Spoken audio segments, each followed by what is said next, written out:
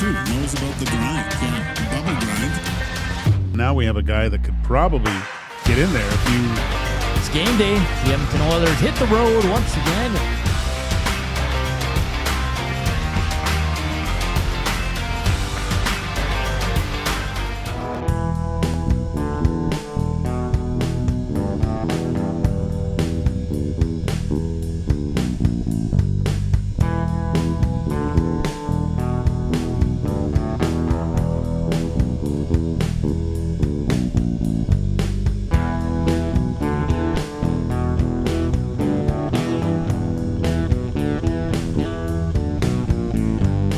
Well, hello there, everyone.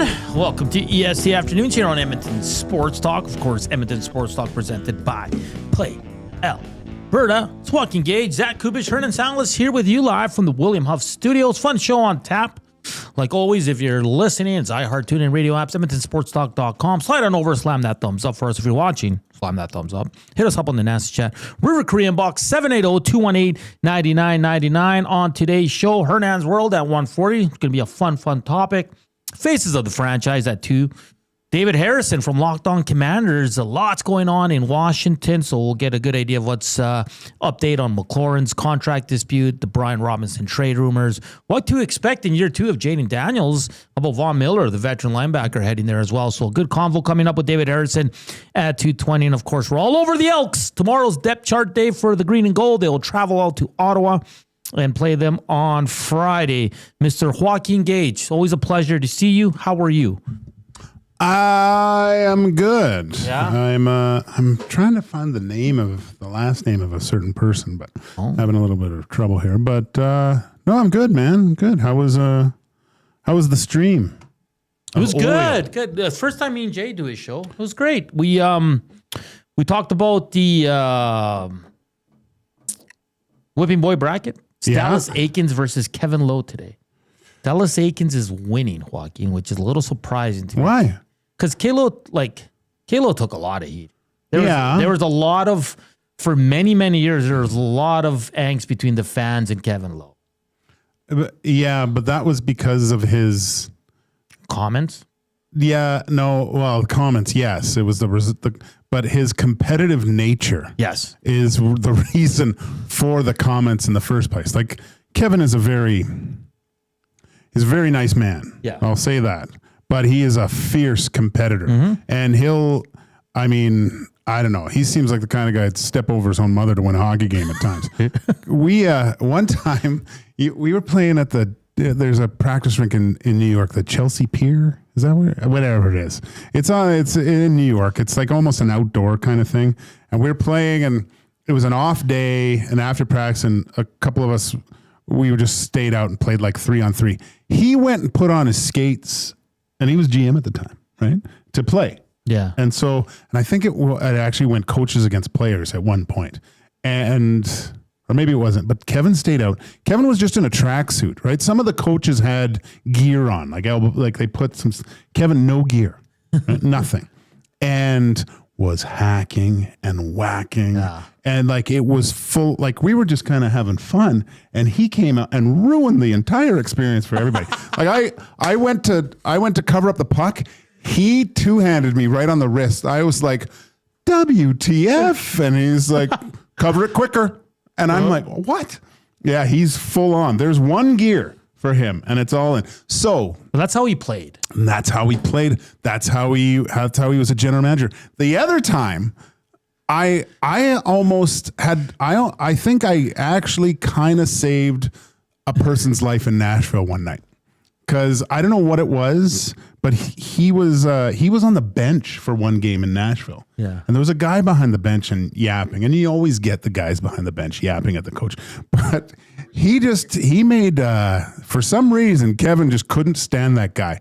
And he's like, expletive, I'm going to kill you and stuff. And I actually put my hand on his shoulder, because he looked like he was going to go out to the side and jump over the thing and go grab this guy at one point. Yeah. So, but I think this is the reason why you see Kevin not leading in this aspect, because people may not have liked him, but they respected him.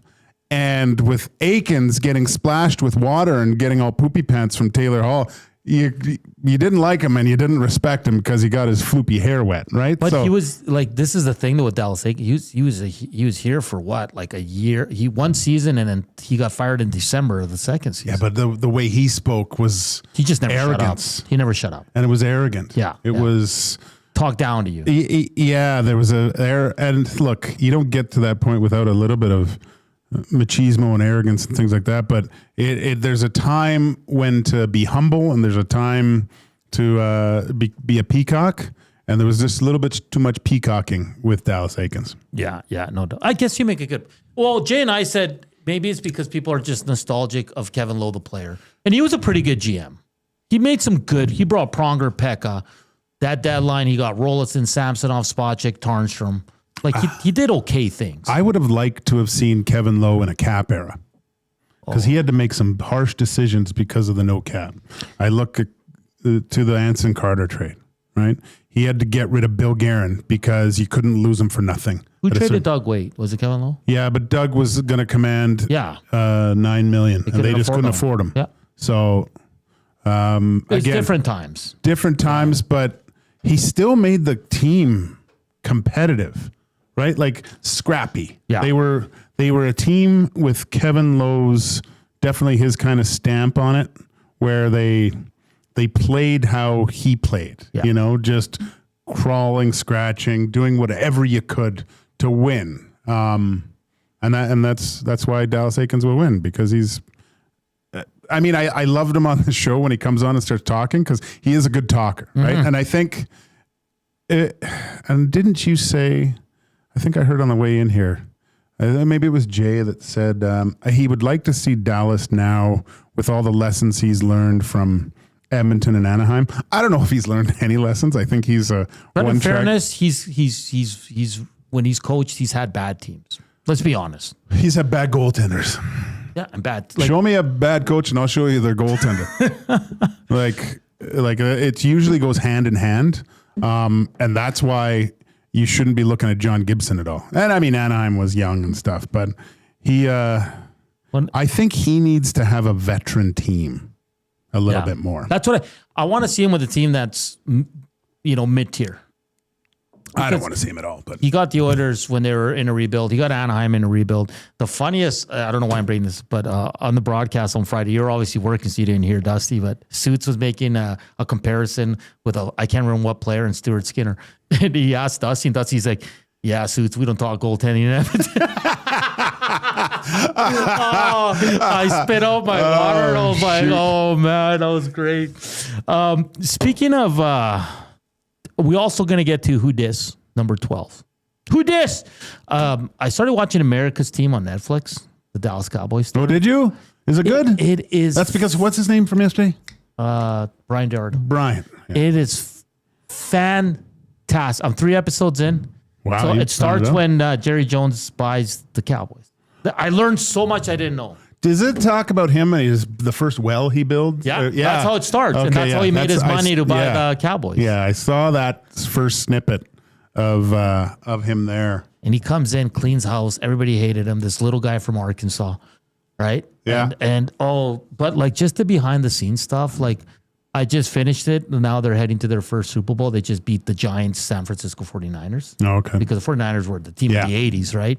I'll be honest, I'm not a Cowboys guy. I hated those teams because they were so damn good. But it is one of the best docs I've seen. Wow. Yeah, it is. This might be a bad confession, but are you a Cowboys fan? Jerry Jones is growing on me.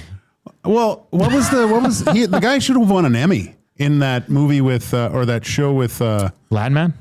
Yeah. Yeah. Did you see that scene he did? Yeah, it was good. Oh, whoops. This is me. Sorry, guys. Oh, no worries.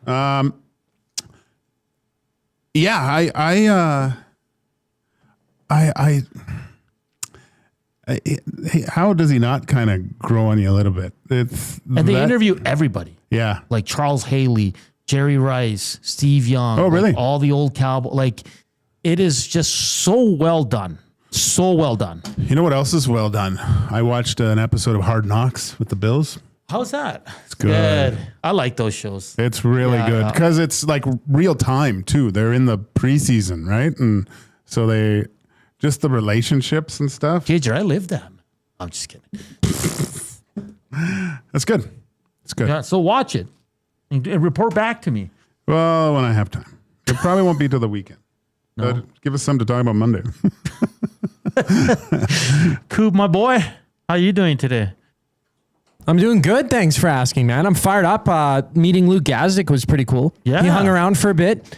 Benny and him had a bit of a chat. Boom Boom was here as well. I don't know. It's always nice to see those guys. Like they had a great Boom conversation. Boom was very on the hangout. serious today. Why? Oh, he's all business. Jeez. Thought he was going to punch me. No, Really? Boom Boom's nice. Call him Boom Boom for a reason. Did you try some? Well, I heard him bitching about that, why I don't play anymore. because he took a hard slap shot on you, buddy. It was a joke, man. Don't like it. Everyone's respectful out there except him. And Cass. to say there was a spot, where are you looking? Was he look? Maybe it was the net behind the glass is where he saw something because there was nothing there. Yeah. And even if there was a spot, then hit it. Like, don't say it was a spot. I just went for it. Come on. Oh boy, that's too funny. But yeah, Luke Gazdic in the house. Great to meet him. Check out the hangout. It was absolutely fantastic. Yeah, I got a Glue Crew sweater. Yeah. I'm sure you guys brought it up, but yeah, he looks nice in we had the full white sweater and it's sort of like a Elmer's Glue spinoff for our glue guy, Jay Mill. The eyes, Chico. The eyes. Don't lie. I think he's doing the first game of the season for the Oilers. Is he? Mm-hmm. Oh, he's doing the. Will you be triple back header. on the broadcast? I don't know. I don't know. What do you mean you don't know? I don't know. No. Just depends on how scratchy Struddy's throat is that evening. You're the backup to Struds? Basically. Career backup, baby. Career backup. Yeah. Gage, you're in. I'll get the call from Gene. Get down there. Try to. Working with Gene must be great, eh? It's one of the joys of the winter months. Yeah. Will you let him tell you about his marathon running? I'll probably have to hear about it. No, he doesn't. I'm kidding. Maybe I'll ask, but mostly we just talk about our families and stuff. And then he says, "Okay, let's talk about this." I go, "Gene, we didn't watch the period. I don't know how." I don't know what happened. Who's winning? I just asked Bob. Hey, Bobby, how you doing? And then he takes shots, right? Oh, yeah. Yeah. Oh, boy. Hey, the afternoon inbox is presented by the River Cree Resort and Casino. Check out their happy hour. It's 525 drinks available Sunday to Thursday from 9 a.m. to 7 p.m. And like always, Edmonton Sports Talk brought to you by Play Alberta. All you got to do is reload your account for this month.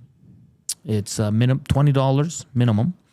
You got to deposit, and then you can get a $100 free casino bet or a free sports bet using the promo codes 100 Casino, 100 Sports.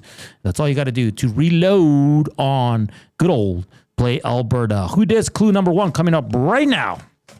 Are you ready, Joaquin? Yes. This one's so easy. Coop got it like this. Like this. I sent it to him, and within a minute, he knew who it was. You didn't say hi even. You just said, who dis? Who dis? Number 12, yeah. Who dat? It's you. Clue number one. This player was drafted in the second round in the 2000s. This player was drafted second round of the 2000. Well, that narrows it down. Well, it's supposed to be hard, right? Okay. In the 2000s. So from 2000 to 2009. Okay. Because then we go into the 2010s. Right. Hernan's Roll coming up for the Edmonton Garrison Memorial Golf Club. Faces of the franchise, David Harrison, Locked On Commanders. And up next, Gager, I'm going to drop some knowledge on you. Okay. I'm going to drop why the Elks will win on Friday in Ottawa. Are you ready for it? I'll have to be. All right. Hey. Oh, wait, Jasmine, I just made some tea, so you might want to get down here and dump it. Oh, you know what? I just heard this story today, and I was like, I thought it was a joke, but it's true. I know. You believe the nerve of her? And poor Eric's sick Poor now. Eric's sick now, yeah.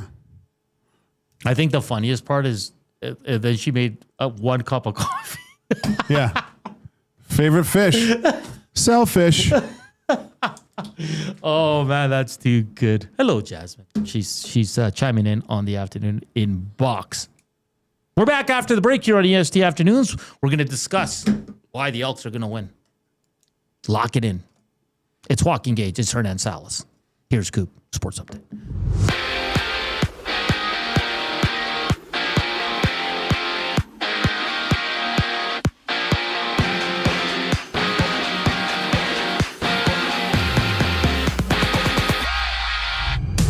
Breaking news in the NFL. NFL Network's Ian Rappaport reporting that the Browns have agreed to trade Jawan Briggs and a 2026 seventh rounder to the Jets in exchange for a 2026 sixth round pick.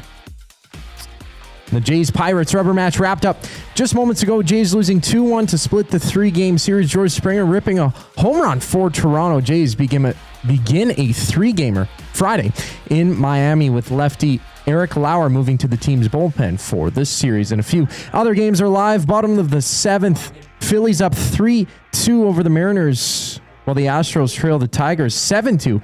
Dylan Dingler notching 2 runs for Detroit. In basketball, it's just one WNBA game on tap. LA hosting Dallas for 8 o'clock tip-off. And in hockey news, 30-year-old Victor Olofsson has signed with the Avalanche on a 1-year deal. Last year in Vegas, he potted 15 goals and 14 assists through 56 games. The show rolls on once you get back from break. I'm Zach Koob Kubusch, keeping you up to date. The Nielsen Show with Lieutenant Eric. To take a look at the Falcons from 92-9, the game. Carl Dukes. Pitts knows the criticism he's received about not living up to being the 4th overall pick in the draft. They picked up his 5th-year option, but this is in essence a contract year. Last year, we came into the season, I said, Pitts is the difference maker. I need you to step up. And he didn't. And coming into this year, I've said the difference in Pitts is that I think Michael Penix, they have a connection. The Nielsen Show with Lieutenant Eric. Weekday mornings 6 to 9. Only on Edmonton Sports Talk. Your clear choice for Edmonton sports. Since 1952, William Huff has been the heartbeat of Edmonton's advertising world. From humble beginnings to a citywide powerhouse, we've been the go-to for signage from print to design and installation. Partnering with Edmonton's top sports franchises and major events, we've helped shape the city's global reputation. Our secret? Unmatched customer service, decades of experience, and a passion for excellence we call the William Huff Advantage. Visit us online at williamhuff.com. Goodbye. You sure are going to miss them, but their room would make a great yoga studio. Store their childhood treasures safely with Sentinel Storage and find some space for you. Try 4 weeks free. SentinelStorage.ca. The Canadian Brewhouse is turning up the flavor this summer with our new summer feature menu. Try our jerk chicken skewers, Cajun shrimp tostadas, and street corn salsa. Bold bites made for patio season. Get them while it's hot. The Canadian Brewhouse. Our house is your house. The leaves are turning, and just like golf season, time is running out to get in on Play Alberta's biggest offer ever. For a limited time only, new players can get up to a $1,000 casino bonus when they sign up. There's never been a better time to join the fun. Visit playalberta.ca today to get started with casino, sports, and lottery all in one app. Must be 18 plus to play. Remember, if you gamble, please use your game sense.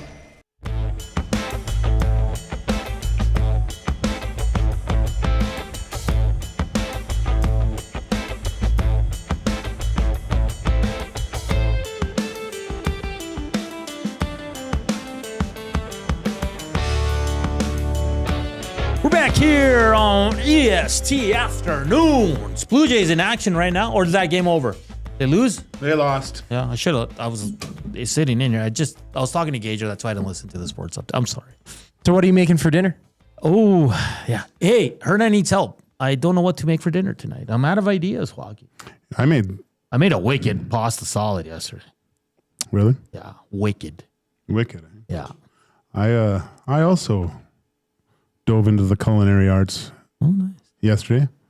I'm doing different. I'm cooking different right now. I'm using the barbecue, but I'm using cast iron pans. So I'm getting that thing just smoking hot. Made a little marinade with some butter, some spices, threw it on a few chicken breasts, then a little oil in the pan when it's super hot, and then seared up the chicken. then put an indirect heat on the barbecue. Then with like the chicken that's kind of burnt in there, added just threw in shallots, garlic, some at Costco they have this Japanese barbecue sauce. Just a few squirts of that in. Did those, tossed in mushrooms, and then blanched some broccoli. Very healthy meal. Then my son comes upstairs and says, I need to put on 20 pounds. Jesus. How much is this going to cost me? First of all, man. And he goes, well, it's $3 a month for this app. I go, app? What app? And so he shows me this thing. And of course I make dinner because my daughter's away at dance camp. So I think I'm making dinner for my wife, myself, and my son. So, the chicken that we cooked, he takes basically all the chicken breasts and puts them on his plate. And he's good, broccoli, and he gets the mushrooms and stuff on there. But then he takes a picture of this, and I've just made this pretty good meal, right? It's pretty good. And he takes a picture, and it shows you how many calories are in this. Like, it takes the AI of it, looks at it, and shows you, okay, you have broccoli, you have chicken breast and mushrooms, sauteed mushrooms or whatever. And it was 578 calories. I'm like, what? But how do you know if you cook it with butter, let's say, right? That adds more calories. That's an option or whatever. Or he might have, because I did it on the barbecue, maybe he just said barbecue on there. Because you've told pretty me, advanced. You've told me your son, he likes to work out. Oh, he's a beast right now. Yeah? Yeah. He can kick some He lived on his own for a bit. I think he was on a steady diet of ramen and coffee. Yeah. Okay. So he came home. He looked like Rick Grimes from The Walking Dead, but now he's all jacked up again with some good home cooking. And and then yesterday there's a box at the front door, and I just hate seeing boxes because I know it's the visa's getting pummeled. But it wasn't. Well, it was mine, I think, anyway. But there's this big box, and I hear this grunting downstairs. And whenever you hear your basically adult children grunting, you're like, oh gosh, I knock and see downstairs, and they were dip bars. So he was dipping like crazy. You think he'd train me? You don't want to train with him. No. He's a beast. Well, it's unorthodox training. Interesting. And at your age, you don't want to be doing that. No. NYPD official account. I'm investigating a case of illegal disposal of medical tea. Any leads? Can you test my board, Koob? If you don't mind, son. Which one is it here? The third one? Man, I've been gone for 2 weeks. I almost had to relearn how to tie my shoes properly. Maybe, I was wearing velvet. There we go. Maybe if I didn't have it muted, just leave that up. Yeah, I've done that. Joaquin. Yes. Edmonton Elks in action on Friday. How you feeling? Like confidence-wise, 1 to 10. Okay, so when's the game? Friday, 5:30. Friday, 5:30 in Ottawa. Beautiful city. Yeah, it's a nice city. Ottawa, Drew Brown's out, right? Yes. Best rib spot on Thursdays, Fat Boys. It's all you can eat ribs. It's weird because Calgary's lost to Ottawa twice, right? Yeah, but the one game they lost was that weird storm, windy game where you couldn't even throw the ball. It was such bad weather. Are they fat and sassy? No. They shouldn't be. They shouldn't be. You've won 3 games, man. I think I have a bad feeling, buddy. I'm sorry. Should be. Well, I'm going to give you many reasons why the Elks will win on Friday. Well, convince me then. Jesus. Fajardo moxie. I think the moxie of this guy, the way he's playing, the way he leads, I think it's contagious, and I think he's got him in a good spot. Do you agree? I like his messaging. I like what he's saying. He is very enthusiastic on the field. It's funny how you look at Fajardo, and I think one of his biggest contributions to this team so far, in not only the wins, but the ability to give the defense rest, and yet, I don't know, it seems like they're just more engaged into the game because he's been able to extend offensive drives. So I like it. He's great. Rank the tank. Justin Rankin is becoming one of the best players in the league. Not only is he a beast running the ball, you can never bring this guy down. He is second in receiving on the Elks squad. Yeah. He's added another element to his game. This guy is fantastic. If you're the OC, like Jordan McSimic of the Green and Gold, this guy should be the biggest part of your game plan. Because you can plan for him and all that, but this guy's, when he gets those legs going, man, there's no stopping Justin Rankin. He has been outstanding for the Elks. Yeah. No, he's been, like you said, a beast. He's very enjoyable to watch. When he gets the ball, you're looking for big things to happen. I think what's his average? It's 5 yards per carry right now? He's a beast. Yeah, it's great. Okay, they beat Ottawa already once with Drew Brown, their starter, and the Elks have only gotten better, okay? Okay. Dustin Crum is starting, their backup. He's 1-1 as a starter. The one win was that weird Calgary game when the weather was just awful, and it was like 19-12 game. It's just, I wouldn't put that Dustin Crum won that game. I can't see Dustin Crum, Joaquin, being consistent enough in this game to score a lot of points. I think I'm taking the under in this game because I think the Elks can score, but I don't think the Ottawa Redblacks with Dustin Crum at quarterback can score a lot of points. Well, we've been talking about the improved defense of the Elks. So, yeah, I'll side with you on that one. That was my next point. The defense is rolling. They haven't given up 30-plus points in the last 4 games. It's been between 29 and 20. That's a step. Now, and they're also getting turnovers. They're getting sacks. They got a fumble last game that changed the complexion of the game. They're doing a lot of good things. A lot of good things. Did you know that their 3 wins this year are all against the East? Are they? Yeah. That's got to change. They beat Hamilton. No, sorry. No. They beat Ottawa. They beat Toronto. And they beat Montreal. Mm-hmm. They're going to keep rolling. It's going to be 4-0. And the biggest reason why, Joaquin, do you want to know why? As a former employee of the Green and Gold, who knows a lot of people there, and I love everybody there and all the players, staff, it's my birthday weekend. Is it? And they won't let me down. Won't let you down into the game? They won't let me down. Oh. I know what you're saying. You don't think they'll let you down? No. They better not. Okay. I see where you're coming from. When's your birthday? Sunday. Oof.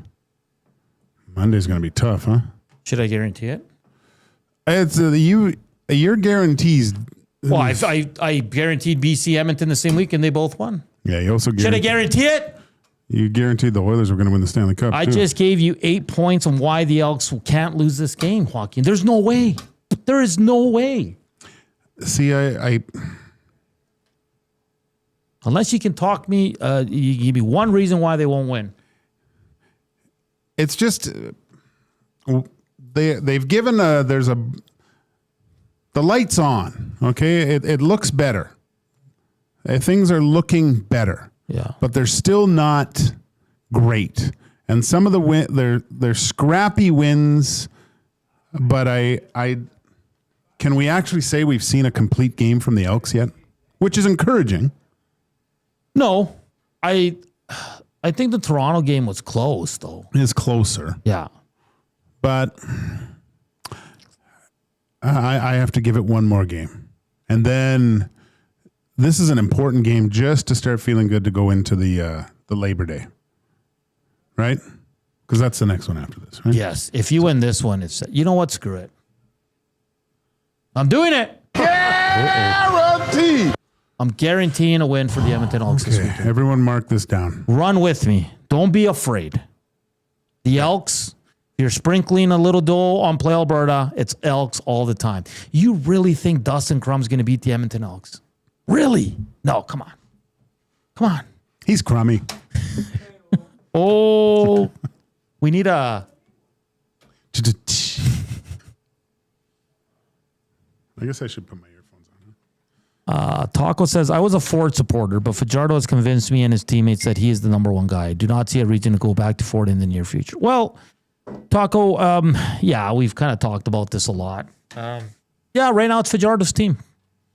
And unless it's extremely poor play in multiple games or injury, I don't see Trey getting back in there. Now, in saying that, like our guest Dan Ralph from the Canadian Press said yesterday, it's not the time to give up on Trey Ford. I don't believe that. He's in his fourth year. A lot of quarterbacks have had to wait. And I just feel like Trey still can be a quarterback, but right now it's Cody's team. What worries you most about Trey Ford? Ooh, good question. Or maybe that's the wrong way. What in your mind do you think he needs to improve on to be a consistent starter in the CFL? That's a good question, man. I think there's two things, Joaquin, and one might not be directly tied to Trey, but I think if Trey Ford's your quarterback, you have to create a playbook for Trey Ford, the same way the Stampeders and the Lions did for Doug Flutie. Because I think the biggest, I wouldn't call it a mistake, but like this year in the first 5 games Trey played, he barely ran. And that's his. But didn't they do that, or was it designed to be a pocket quarterback? I think they're trying so hard to make him he can throw from the pocket. He can make all the throws. We've seen it. But Trey Ford, what's his best attribute, man? His ability to move and stuff, yeah. His ability to run and deke guys out and get yards and create something out of nothing. And I think that was kind of taken away from him. Now, that's why I'm saying it's not all. I think Trey at the same time has to just take those lanes when they're there. But I also think the OC, maybe it's just the playbook is too much for a pocket quarterback. And maybe Trey wants to be that guy, and I get it, but you can be both, Joaquin. Lamar Jackson's done it, right? Yeah. Seriously, Doug Flutie did it, and they made a playbook specifically for his strength, which was running. RPOs, play action, get him out and slide, right? Because if your quarterback's going to run, you got to slide. So I think that's where I still think there's that battle of does he have to be just a pocket quarterback? Can we use his legs? Yeah. I mean, how much does the offensive line factor into this too, right? And I don't want to make the comparison because you can't can you just when you look at whatever, Lamar Jackson, when he gets back there, you watch him go through his progressions and you see him do it. And then his ability to, I'm going to take off. I got to go. Yeah. And they also have design runs for him. Yeah. Where Joaquin, like in the first 5 games, I can't think of one design run for Trey Ford. All the big runs he had was because the pocket broke down and he had to take off. Yeah. So that's where I'm kind of like, it's difficult because you bring up a great point. Lamar Jackson, he struggled when he came, because he was a runner. They thought, why do they have a running back as a quarterback? Yeah, that was exactly. the big thing. Yeah. Right. Yeah, I wonder just because they've kind of built, and I know I'm comparing 2 different leagues. It's not a great comparison, but I think just the skill set is comparable, right? Where Trey does some amazing things when he's on the run and able to make something out of nothing. And that's kind of how I look at Lamar Jackson. And that's where you get that dual threat. And that keeps, if you could find that sweet spot with him, that would keep defenses on such edge because you're worried about him just going for 10 each time. Yeah. Right? And this is my point. Why are we stifling Trey Ford's running ability? Right? Yeah. Well, it's like having a guy that can, with a massive shot in hockey and wanting him to pass the puck. Yeah, don't shoot. Don't shoot, pass it, right? Use what you got. Use what your mama gave you. Yeah. And again, Cody's been really good. And I think Trey, outside of the BC game, wasn't bad. I mean, I thought he did some good things in the Winnipeg game, was good against Ottawa. had that brilliant play in game 1 when he ran like how many yards to find Rankin. Yeah. So there's still something there. And again, if you like Cody, it doesn't mean you're against Trey. I think you can like both guys, and it seems like the guys are great. How do you not like Fajardo? Yeah, you always see him on the bench on the iPad together, all 3 quarterbacks. That's great to see. And Cody's it sounds like he's a really good mentor to Trey Ford, and Trey Ford should soak all that in. And again, like I'm a big Trey Ford guy. I think there's something there, and I think he's going to have a bright, still a future in this league as a starter. But right now, Cody's come in, and you can't go away from him. You can't. Just like America's Team on Netflix when they had to go to Steve Berline instead of Troy Aikman, Joaquin, right? Troy Aikman was pissed, but Steve Berline didn't lose. He didn't? No, because Troy Aikman got hurt. Oh. Berline came in, and they went on a roll. I didn't like Troy Aikman. You know what? You probably won't like him even more when you watch this. He had the same agent, though. Really? Yeah. Damn.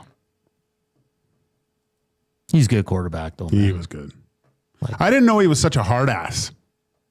Yeah. He was a big hard ass. Oh, Jimmy Johnson, buddy? Yeah. Can I tell you one story about? No. Okay, go ahead. He was really mean. Was he? He cut a guy in a game. Really? The backup running back. He fumbled twice, and the second fumble, he goes, "Get the hell out of here." You're cut.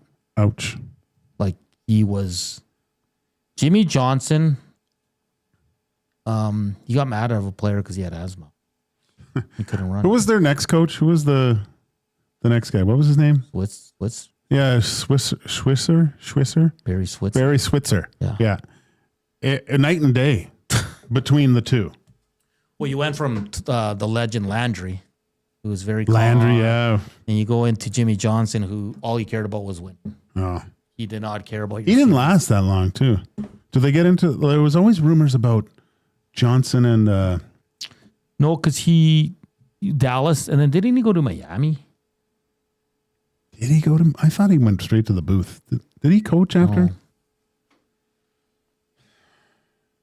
Now I feel like I saw him when he got inducted to the Hall. Was it last year? And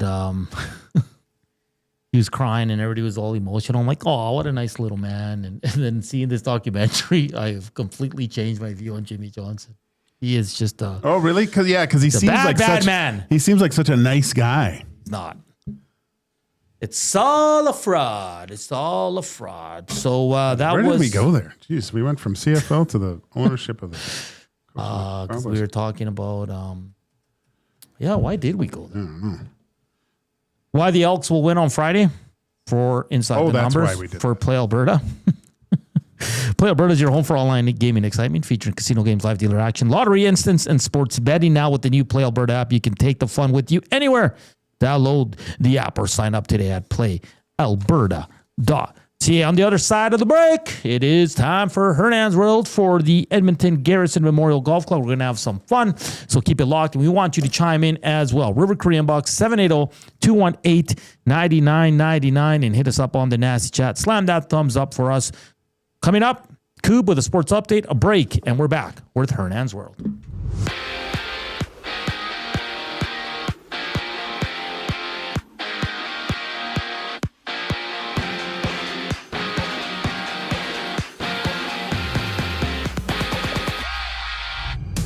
Toronto dropped a close 2-1 game against Pittsburgh to wrap up their series. All 3 runs coming in the first inning. George Springer with a homer for Toronto. And it's the Jays and Marlins going at it Friday down in Florida. Miami closing out their set with St. Louis at 4:40 tonight. 2 games are live right now. Detroit rolling Houston 7-2 top of the 9th, while Seattle allowed 5 runs in the 7th to go down 8-2 against the Phillies. They're entering the 8th inning. Guardians and D-backs also warming up. And according to NFL Network's Ian Rappaport, Cleveland and New York have agreed to a trade to have the Browns ship Ja'Juan Briggs and a 7th rounder for next season to the Jets in exchange for a 6th round selection in 2026. From Colorado, it's the Avs picking up Victor Olofsson on a 1-year deal worth over just $1.5 million. The 30-year-old had 29 points, 15 goals in 56 games with the Knights last season. This sports update is brought to you by the Edmonton Elks. Catch some W football action this season. The Elks' next home game, September 6th, as they host the Stampeders. Tickets start at just $20. Get your tickets now at GoElks.com. It's Hernan's World once we return from commercial break. I'm Zach Koob Kubusch, and you're up to date. The EST Hangout. Okay, I got to ask you a question. The Dustin Bufflin hit? Yes. He was easily the strongest guy on his skates that I had ever played against. Like, as a winger, you're always shoulder checking, and I know he's coming. If you watch the vid, I do I land on my head, I land on my neck. The EST Hangout, presented by Sentinel Storage. Weekday mornings 9 to 11, only on Edmonton Sports Talk, your clear choice for Edmonton sports. Get ready for royalty with Elvis Presley and Elton John tributes at River Cree Resort and Casino. All Shook Up pays tribute to the 3 eras of Elvis in one magical show on August 17th. And catch Elton Ron, a tribute to Elton John, live on August 29th. Elton Ron will give you a taste of the Rocket Man in Canada. Get your tickets for both shows at rivercreeresort.com. Looking for quality building materials and friendly advice? Visit us at Windsor Plywood Leduc, family owned and locally run since 1993. From interior materials for doors, flooring, baseboards, and all the finishing touches to all you need for your outdoor projects like cedar lumber for decks and fences, plus all the plywood you'd need. Our full-time on-staff carpenter can help with anything odd-sized or custom, and from domestic hardwoods to exotic selections, we've got you covered. And if we don't have it, we'll track it down for you. Windsor Plywood Leduc. We're the experts you need to know.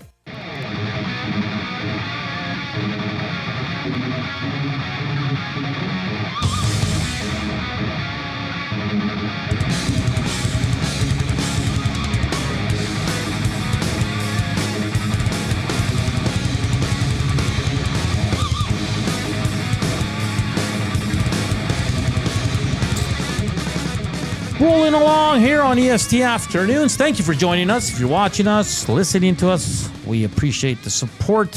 Hit us up, Nasty Chat, River Cree Inbox 780-218-9999. Is a fun show rolling along. Hour 2, Faces of the Franchise. And David Harrison from Locked On Commanders.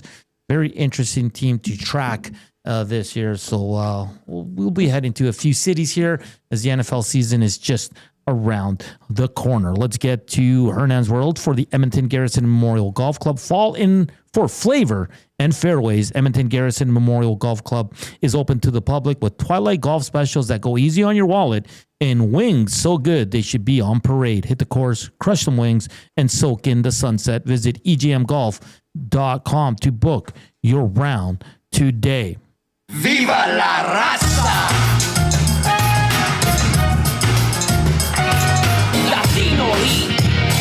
Right, gents. Well, Dusty, again, with his brilliant brackets in the offseason, he's doing another one, and it's the coaches' management bracket for the Edmonton Oilers Whipping Boy bracket. Today was Dallas Aikens and Kevin Lowe, so I thought, hey, you know what? Let's talk coaches, Joaquin. You played pro. You had a lot of cool coaches. You've watched a lot of sports. So what we're going to do is we're going to name our top 3 favorite coaches. Doesn't have to be from your favorite team. Just coaches you enjoy watching on the sidelines, behind the bench, on the court, in the corner of a fighter. Just why you like them. You got to show your work. So your top 3 coaches of all time. Joaquin, we'll start with you. So when you asked me, you said my favorite, not... Yeah, your favorite. That I had. It could be if you had, or if you. Okay, I did a list of coaches that I had personal experiences with. Okay, but that's cool too. Okay, yeah. Okay. So I had 3 of my best and 3 of the guys that were less desirable. Okay, but for funny reasons, actually. So my top coaches that I had, and so my first one I have to go with. Because without this guy, really, who knows where I would have been. Tom Rennie. Okay, so nice one. I went to Athol Murray College, Notre Dame. They cut me from the midget AAA team. I had poopy pants for the rest, and I went down to the payphone, and I phoned the Kamloops Blazers as a 17-year-old in October, asking them if I could try out 16. Ask him if I could try out for the Blazers the following year. Yeah. I got someone in the office, and they said, yeah, sure, we'll see you next year, or whatever. And so I trained in the summer, and I phoned and I said, hey, I talked to you. He goes, yeah, we don't have a list of you. And I was like in shambles. I go, oh my gosh, my hockey dream's going to die. My mom phoned them and said, my son phoned you and said, can you come to camp? So they said, yeah, sure. Come on up. And so I go there and hate to toot my own horn, but I was lighting the world on fire. Nice. And they had Corey Hirsch and Dale Masson. And the talk of camp was, who is this walk? Where did he come from? Where is this kid playing? And I played in a couple exhibition games and things like that. But ended up getting traded to Portland. The rest is kind of history. So, but Tom Rennie from that time, he cut me. Yeah. He was the coach of the Blazers that year. But years later, gave me a call when I was in limbo and said, hey, Joaquin, can you come play for me at Team Canada this year? And I said, definitely. And that changed. I came back to Edmonton and ended up playing in Europe for a lot of years afterwards. So Tom Rennie. Former Oiler coach, too. Yes. You know what's funny? So when I was doing this little research on this, I was looking at all Oiler coaches that, I'll be honest, there's a lot of coaches that, it's not that I don't like them, but it's just, none of them have kind of been like, outside of one. And I know, you know who it is. Yeah. Slats. Yeah. Like, just from Boys on the Bus, the way he was able to handle all the superstars, the way he was with them, like everybody calls him like, it was like a dad figure. Great coach because he played, but he wasn't like a star, right? Like he was a bottom grinder, just a brilliant coach. I know when he left Edmonton, I know we all felt it. He was just great. So for me, one of my favorite coaches of all time is Glenn Slather, Slats. Koob, what do you got? One of my favorite coaches of all time. I'm going to go to the MMA realm for this one. Ray Longo. He's still coaching today. He's a coach of Merab Dvalishvili. Who is a current bantamweight champion in the UFC. He's a powerhouse. You know him. He's a Georgian mastermind. The guy used to work construction and stuff like that. But I listen to a lot of Ray Longo. He's on the Anik and Florian podcast. So John Anik and Kenny Florian, a former fighter, they have their own pod, and it's pretty cool to listen. They have the Ray Longo Minute or whatnot, and he's a pretty fun guy. Like, he can take jokes, he can take a crack, give them back and stuff like that. His personality is just fun, but he's also a dog when it comes to really being loyal to the people he trains, and he really believes his fighters. Like, he gets into the mindset of it because he's been around boxing and MMA almost his entire life. Like, it's been a part of him. Yeah. So he has a lot of passion when he shows up, right? And he's coached other former UFC fighters as well, like Matt Serra, who is one of two people to defeat George St. Pierre. Yeah, it was a fluke. I mean, he did it. He became the champ. Chris Weidman and Aljamain Sterling as well. And Ray Longo, he's a New York-based guy, so he's got the accent as well. I just love his personality, and he's really pushed a lot of great fighters to become better versions of themselves. So Ray Longo is one of mine. Nice. Joaquin? Are we going number 2 of favorite? Yeah. Look, this guy didn't play me much. Who knows what would have happened if he did? But Craig McTavish. Oh, Mac T. Like, I didn't like him at the time, but I had to respect him. And he was a good coach. He was very meticulous with everything on both sides. Very smart hockey mind, right? You mentioned Slats. Yeah. Slats was kind of Ron Lowe. Honorable mention to Ron Lowe too. But those guys were great people readers and motivators, I think. And they surrounded themselves with the X's and O's guys. Yeah. Right. So Slats had Muckler and stuff. You know, like Ronnie had Prendergast and Billy Morse. Like, but it was a good combination. But McTavish was everything rolled into one, and really had a good understanding because of sometimes players, when they make the transition, you know, it's a little bit difficult, but it was pretty seamless for him to come in and start coaching right away and understand the game from both sides and still incorporate that into how he coached. Nice. Good old Mac T, eh? Yeah. He should have played you more.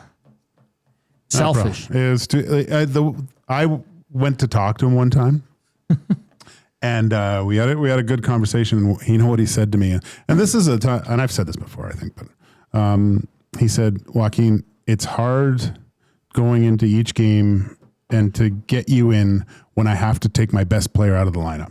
Yeah. And it was Tom Salas. Yeah. Tommy Salas was a beauty, man. I'm going to go to the soccer world. Probably 99% of our listeners won't know who the hell I'm talking about. But his name was Marcelo. Well, is Marcelo Bielsa. He's still alive. He took over the Chilean national team right at the start of their golden generation. Okay. He's a fantastic coach. A lot of success with him. He ended up going to the EPL. I think he coached at Leeds. He's from Argentina. His nickname is El Loco. El Loco. The crazy man. I thought so. Because all he does is, you should see him at practices and on the sideline, all he does is pace, talk to himself. Oh, really? He's a brilliant, brilliant coach. So Marcelo Bielsa, for me, it's a bit of a homer pick because of the Chilean national team. But if anyone out there knows Marcelo Bielsa, kudos to you because you know your soccer. Koob, number 2. Well, you even asked me who that was. And honestly, I'm not a huge soccer guy. I have zero clue, but I love the nickname. That's pretty crazy. I might have to, does he have some fiery clips? Like, could you see on YouTube? You just search Probably. Oh, yeah. It's got to be insane. But this is an easy one, right? Scotty Bowman. Oh, okay. He isn't really a favorite, but he's one of the best, and you can't shy away from that, right? Like, countless Stanley Cups. Well, you can and his count son's them more on the than Oilers now. Yeah, well, just the whole family is insane. Skips a generation. No, yeah, kidding, Stan. Like I swear he's coached more seasons that he's won than he's lost. Like, it's insane, his record all the way over. 9 Stanley Cups as a head coach, 5 more in a front office. Like, seriously, you have more Stanley Cups than you have fingers on your hands. So it's got to be Scotty Bowman. Nice. KJ, your last one. No one will know this guy unless you're Swedish, but his name is Niklas Wikegård. He was my coach in Sweden. I liked him because he loved me, basically. Like, he couldn't get enough of me. And probably it was one of my most successful seasons playing. Like, yeah, that's him. Nice. Now he does commentary for Swedish hockey. He's essentially, he is the Don Cherry of Swedish hockey. Oh, okay. Yeah, he likes the rough and tumble stuff and things. Very, very knowledgeable hockey guy. But a lot, a guy that, and I remember when we lost in the semifinals to go to the finals. I was devastated. I was crying and stuff after, and he came up and he gave me a bit, he sat down beside me and gave me a big hug and stuff. And it was really emotional, but really awesome guy. Yeah, my third one, I just like the way this guy carries himself. Mike McDaniels, he's the head coach of the Miami Dolphins now. Oh, you like that? Yeah. Yeah, he was with the 49ers with Kyle Shanahan, and then I think he started with the evil Browns. genius. The evil genius, this little guy who's just brilliant at play calling. But just the way, I love the way he dresses on the sideline one, the way he is with his players. He's always dancing to the music. I just love the aura about this guy. And I think with his players, it goes a long way to have a coach like that. Young. Very. He's relatable to them. He doesn't take himself too seriously. Like, his post-game conferences they're pretty funny. They're pretty damn funny. Like, he is a character. He is an absolute character. A little biased, too, because he was with the 49ers, but now he's the coach of the Miami Dolphins. Some tough times there as well. But just love the post-game stuff. Love the way he dresses. Love the way he walks around the field in warm-ups and high-fives all his players while he's dancing. I think he's just an outstanding guy, a great personality. So Mike McDaniel. Koob, your last one. Well, yeah, I just want to touch on that for a second there. Like, the fact, you see the video of when he first came to Miami, he's got the tight buttoned-up shirt. And he's got the hair back. And then after a few years, he's got the glasses, got the shades. He's definitely got some swagger, more swagger than he already had before he arrived in Miami. But my third and final coach has got to be Perry Pern. He coached for a long time with the Nate Ookes bias, of course. I'm going to call it Matty here. He doesn't give as much love to the Ookes as one might. He calls himself a U of A. I guess he's a U of A graduate by committee or something like that. Anyways, He coached for years at Nate, brought them to their very first championship in 1982 for hockey. Back-to-back titles, 85, 86, won in 89 and 90 as well, and had a 457, 177 and 24 record. Like an unbelievable winning record. And then, of course, a long tenured NHL career as well. But just being a nuke, graduate, I got to go with Perry Purn. Surprised Torts. Do you think Torts is on a lot of people's list as favorite because of the way he holds himself, carries himself? Is what I'm Tortorella? Yeah. No, I think a lot of people hate him. I know the media does because he's such a pain to. I don't know. I'd have to be in the room and see.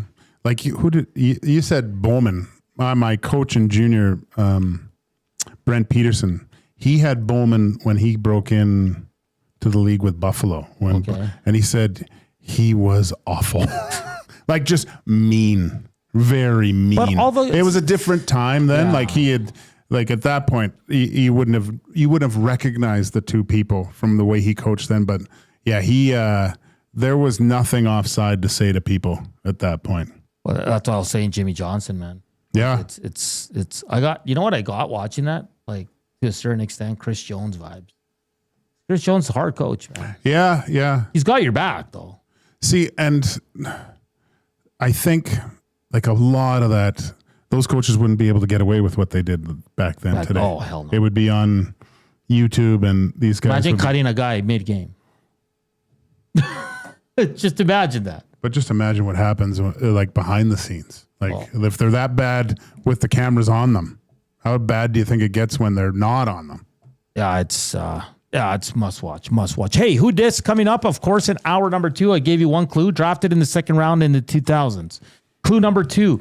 He scored 30 goals only once in his career. Okay?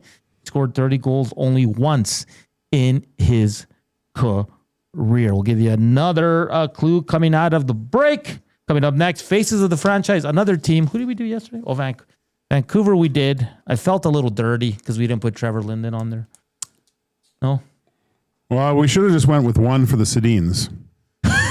I mean, if I could see if one of them had just a different haircut, but Jesus, it's hilarious. I played with a guy in Sweden that played with them as kids. Yeah, and it was funny because he said in junior they got on the bus and they were bitching at each other. Like, you ever be around twins? Like, like they're crazy. Like they love each other, but when they fight, you think they're about to kill one another.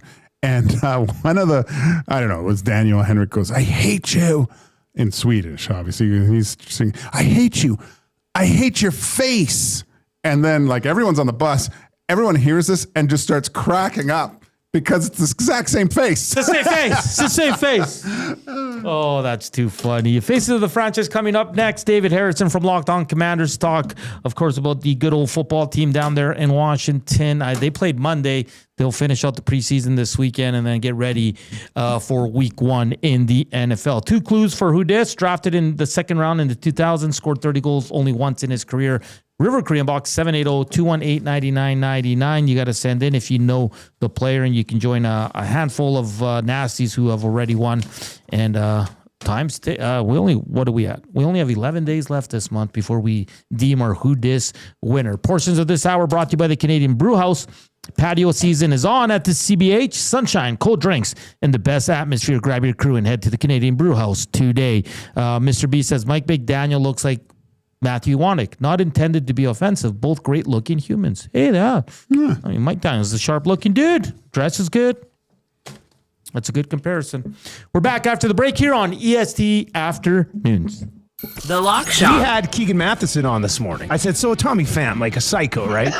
And he goes, well, he says he gets back to his room, got notifications popping up. Tommy Pham has replied to your messages. So then Keegan yesterday went to the Pirates' room just to chat with Tommy Pham. I think Tommy Pham told him something along the lines of, just tell the people that I speak the truth. The Lock Shop, weekday mornings at 11, only on Edmonton Sports Talk, your clear choice for Edmonton sports.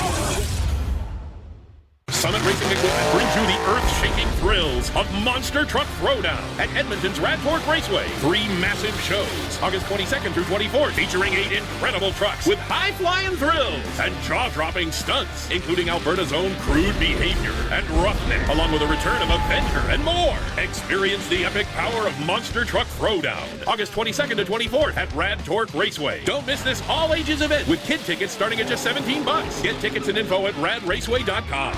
Win a trip to Osheaga with the Banquet in Aperol. We're sending one lucky guest to Montreal with flights, hotel, and 2 tickets to one of Canada's hottest music festivals. Enter by July 26. Details in store or on the Banquet app. Get real. Play hard.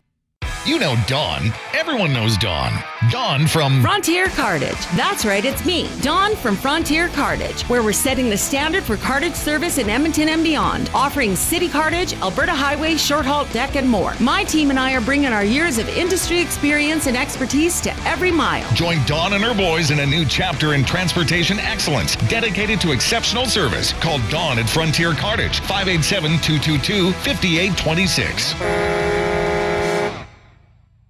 You've heard the name, but what does it mean? For over 66 years, William Huff Advertising has supplied signage from screen printing to digital to LED with design, production, and install in-house. It's a one-stop shop for all your signage needs. Edmonton owned and operated, William Huff has been trusted by the biggest companies and teams in the City of Champions and many others across the country to do the job. If you're looking for a way to get the word out about your company or event, they are the answer. Go to www.williamhuff.com. Their results speak for themselves.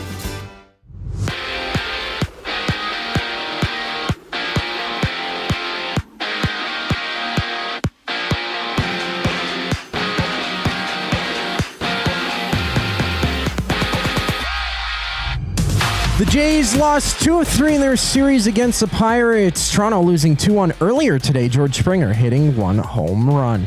Miami does host Toronto Friday. That's their next game. It's a 3-game set, and today the Marlins face the Cardinals with first pitch at 4:40. And there's 2 games underway. Top of the 9th, Seattle down 11-2 against Philly, while the Guardians and D-backs are locked at 1 apiece entering the second. In football news, NFL Network's Ian Rappaport announced a trade online that the Jets and Browns have made a deal. New York swapping a 6th rounder to Cleveland for Joaq Briggs and a 2026 7th round selection. I'm Zach Koob Kubusch. That was your sports update. The second hour of EST Afternoon starts right now.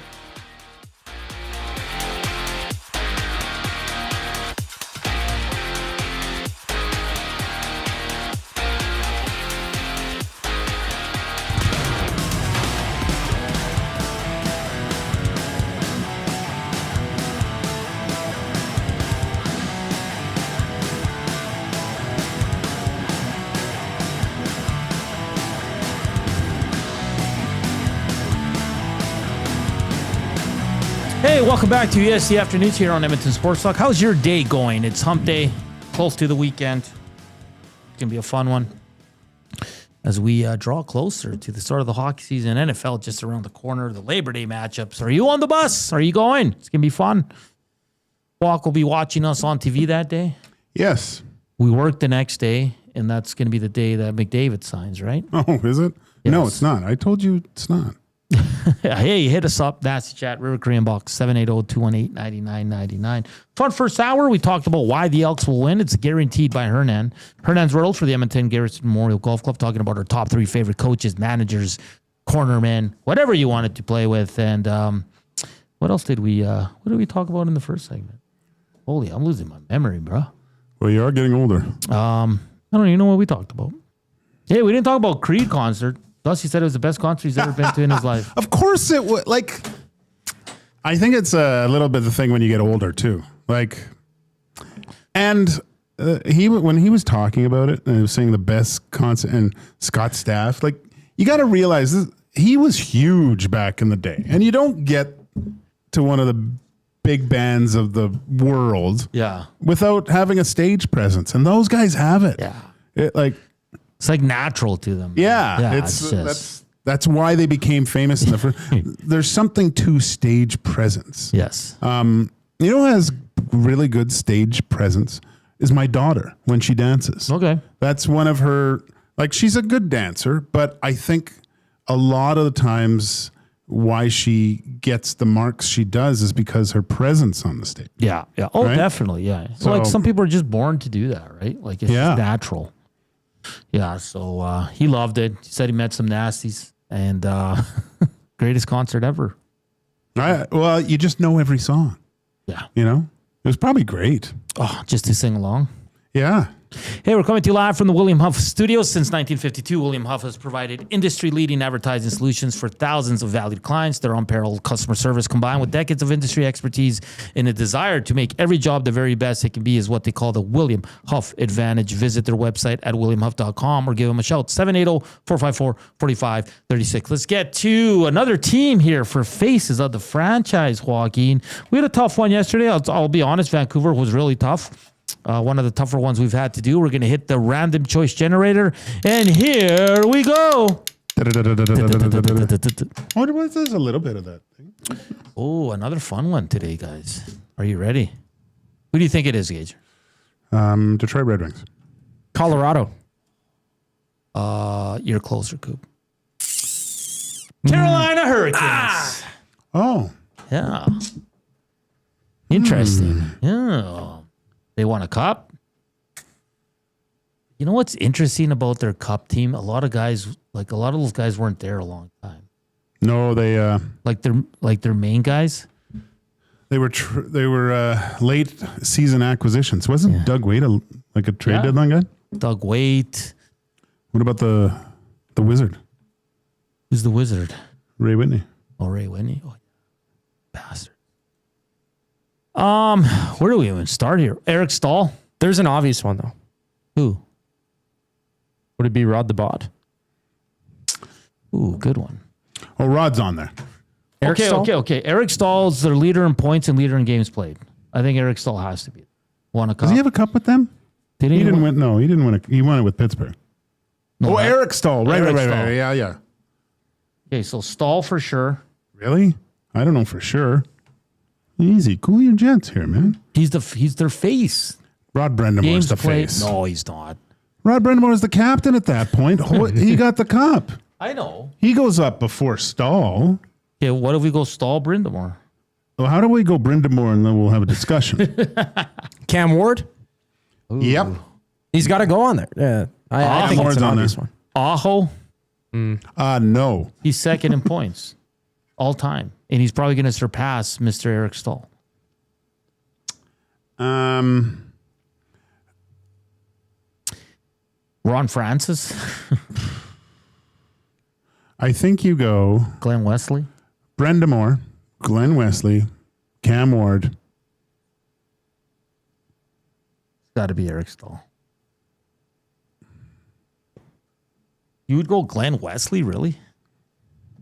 Let me see. Cup. Yeah, but that don't matter. What about Justin Williams, Mr. Game 7? He's... I think a cup has a lot to do with it. It's tough for me to pick current players unless they're older, and like Aho's going to play another 10 years probably, right? Well, that's why. Like he will be on this. Will he? Yeah, like when you think Carolina Hurricanes, like early on, who comes to your mind outside of Rod the Bod? Outside of like Eric Stahl spent like. See, I go to Cam Ward. Really? Well, he won. He came in. When was it? Halfway through the first round, they were down. Were they down 3-1 against the Canadians? Can't remember. Because Martin Gerber was the goalie. Yeah, then they went to Cam Ward. And he went lights out and won the Conn Smythe. I think they were down 2-0. 2-0? Yeah. So he goes on. He is. And he won it as a rookie. Yeah. Cam Ward and Rod Brendamore are automatic. Okay? Now you get into the weeds a little bit. Okay. Because Justin Williams was unbelievable in that cup run. So was Ray Whitney. But now looking at current players, the only when I think Carolina Hurricanes now, I think of Svechnikov and Aho as their top guys. Dougie Hamilton? No. See, this one says Ron Francis, Kevin Dineen, Mark Howe.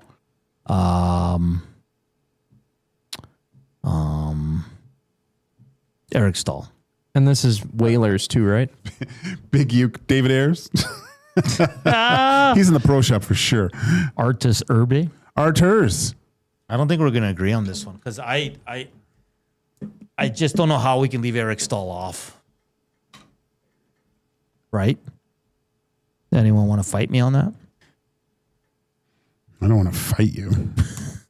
Are we including the Hartford Whalers? No. Can't. Gordie Howe. Oh, man. Who else was on that cup winning team? See, like Max Pazuzu's good because he says Ward, Stahl, Brindamore, Wesley. I just want to look at Ron Francis and how many games he played because he also played a lot of years with the Pangs. Yeah, I don't think of Francis with the Hurricanes. I think of him as a Penguin. And a Hartford Whaler. Maybe as a Whaler. So you don't want to combine the two, eh? No? No. Okay. Because then you go into like the Pat Verbeek. Because then we have to put Rob Brown up there, don't we? Didn't he play for Harvard? No, did he? I don't know. Did he? Nick Kiprios, Andrew Castles, Chris Pronger, Paul Coffey. Okay, so Brindamore and Cam Ward for sure. Yes. Okay. I'm going to take one and you take one, and that's the end of it. Is that okay, Coop? Sure. No, he didn't play for Hartford. Yeah, he did. Rob Brown. Hartford Whalers, 90 to 92. I want to ask the Nazis this. Does Aho deserve to be on here, or is that a post-career thing? Yeah, I think you got to wait and see at the end of it all. Like, if he never wins anything, he'll still be their top point getter of all time. Yeah, he should be. Yeah. Unless Stankoven takes over. Is Logan Stankoven? Does he belong on there? Okay, you tell me who you want to pick. I'm giving you one slot for you. One slot for me? Yeah. Thanks. Well, I'm getting one. What's for sure then? Brindamore Ward. Yeah, there's two more slots. Yeah. Is what you're saying, right? Yeah, we each get one. Even though we disagree with our picks. We don't disagree. There's just a right and wrong. Oh, man. Okay, I'm going Eric Stahl. I think he has to be. So you're the last one. You're going to fill out the faces of the franchise for the Carolina Hurricanes.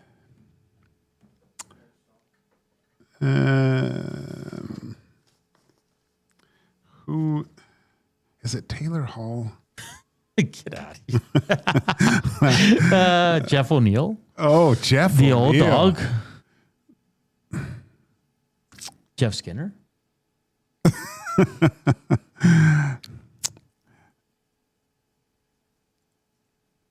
Man, it's hard because a lot of people saying Ron Francis, but I don't think it's Ron Francis. Freddie Anderson. No, he's injured too much. He stinks. Yeah, he's made of sandstone. That thing will just melt. He stinks. I mean, Eric Stahl's up there.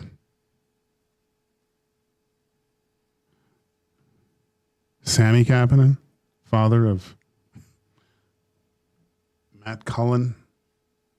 No. Man. I am going to go with, okay, Eric Stahl. No, but that's who I picked. You got to pick another. Well, then Justin Williams. Oh, wow. Okay. This is very controversial. Look, he was huge, instrumental in that cup win. But was he bigger than Eric Cole? Yeah. Because when I think of Justin Williams, I think LA Kings. Wait, did he play for LA? Oh, yeah. Yeah. Oh, yeah. It's Mr. Game 7, man. All right. Stahl, Brindamore, Ward, Williams. Our faces of the franchise for the Carolina Hurricanes. I don't mind that. Let's see. They do have... I feel dirty again for not leaving off. In their own Hall of Fame, they have Eric Stahl. Yeah. And they have Justin Williams. Oh. And they have Wesley Blandamore and Francis as well. So I think. Cam Ward. Okay. Koob, you got that? Eric Stahl, Rob Brindamore, Justin Williams, Cam Ward. Glenn Wesley's on there too. But he played for Boston too, right? Wesley, yeah. Yeah. All right. Face of the franchise, Carolina Hurricanes. I like it. It's dwindling its own. Who dis? Clue number 3. A few of our nasties already have it, but he had this player had 2 stints, two separate stints with 2 American teams. So he played for 2 American teams twice. That is your final clue. And after David Harrison, we'll reveal the player and spin the wheel of fun. But 3 guys or gals, are already in. We'll put this into the wheel of fun. We have 2 spots open, so the next 2 quickest responses get in for Who Dis number 12. On the other side of the break, we talk some NFLs. We'll head to Washington to talk Commanders with David Harrison from Locked On Commanders. That's all coming up here on EST Afternoons. Like always, the afternoon inbox presented by the River Cree Resort and Casino. Hit up Tap 25 Restaurant, where the entire menu is 50% off. Available 7 days a week from 2 to 5 p.m. Here's Koob, Sports Update.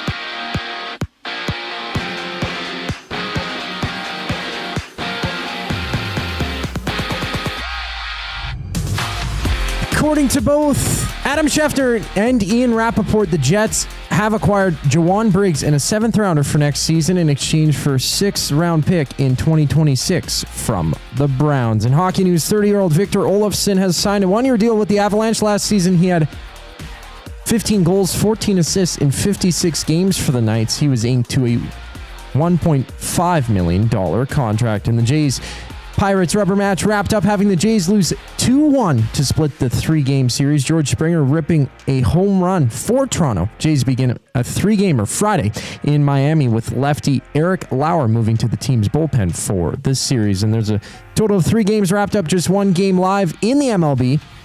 Arizona down 2-1 to Cleveland, bottom of the 2nd. In basketball, the lone WNBA game has LA hosting Dallas for 8 o'clock tip-off. This sports update is brought to you by the Capital Care Foundation. Financial support deeply affects residents at Capital Care, whether it's a one-time donation or monthly contribution. Every penny counts. Find out how you can donate at capitalcarefoundation.net. We chat some NFL on the other side of the break. I'm Zach Koob Kubusch, keeping you up to date. The Reed Wilkins Show with Jay Milne. Jacob Kamenker from USA Today. Top 5 must-have running backs. Give them to us. You have Saquon Barkley ran for 2,000 yards last season. After him, Bijan Robinson and Jahmyr Gibbs. Those guys are very explosive. Robinson has a huge workload. Saw at the end of last year, Gibbs in a workhorse role, become an elite fantasy scorer. The Reed Wilkins Show with Jay Milne, weekday afternoon 3 to 6, only on Edmonton Sports Talk. Your clear choice for Edmonton sports.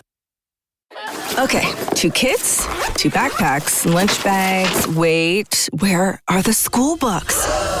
Back to school doesn't have to mean the everyday rush and stress of looking for your kids' items. Have more zen in your mornings. Find space for your family's needs with Sentinel Storage. Go back to school with 4 weeks free. Reserve your space today and find the peace of mind your morning needs. Visit sentinelstorage.ca. Buy Canadian, store Canadian.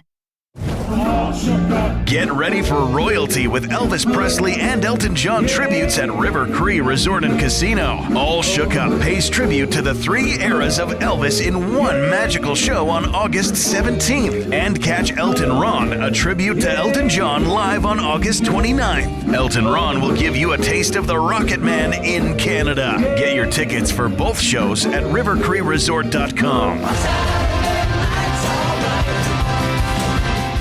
Everyone knows when you need a truck now, you call Dawn. That's right. You call us, Frontier Cartage, when you need driver coverage or have a truck that's down. You call Dawn from Frontier Cartage. When you've got way more freight to move than you thought. You call Dawn from Frontier Cartage. When you need a truck that's available and ready to start anytime you need. You call Dawn at Frontier Cartage, 587-222-5826. 587-222-5826.